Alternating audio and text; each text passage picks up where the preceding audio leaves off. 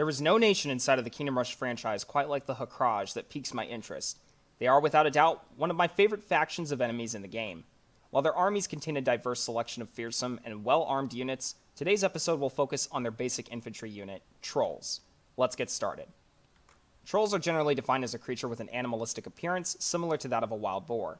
They possess the same sharp tusks and typically are covered in thick, tough fur.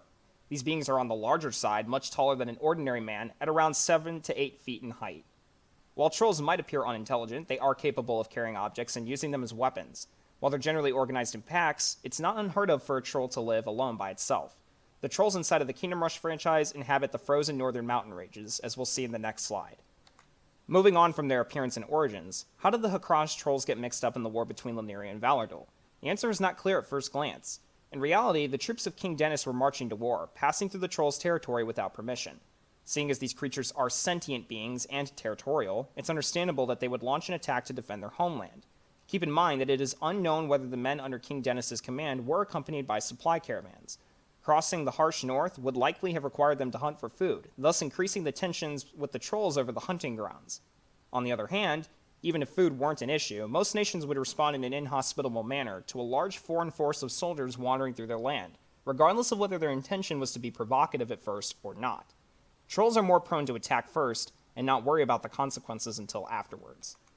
While the Hakraj trolls might be defending their homeland, what truly makes these creatures so fearless and aggressive in their attacks on King Dennis's men? The answer lies in their ability to regenerate their wounds. This, coupled with a generous amount of hit points, makes them formidable opponents that you absolutely can't afford to ignore. So how do you deal with them? There are a couple of reliable strategies, but the best ones involve maxed out ranger hideouts or high-level mage towers. Rangers can stall the trolls with Wrath of the Forest, while poison negates their regeneration ability. Mages are slower in speed, but will quickly annihilate a troll's health bar in a few short shots. Which works better depends on the number of trolls you face. Smaller groups are easily handled by mages. For larger groups, you'll definitely want to rely on those rangers.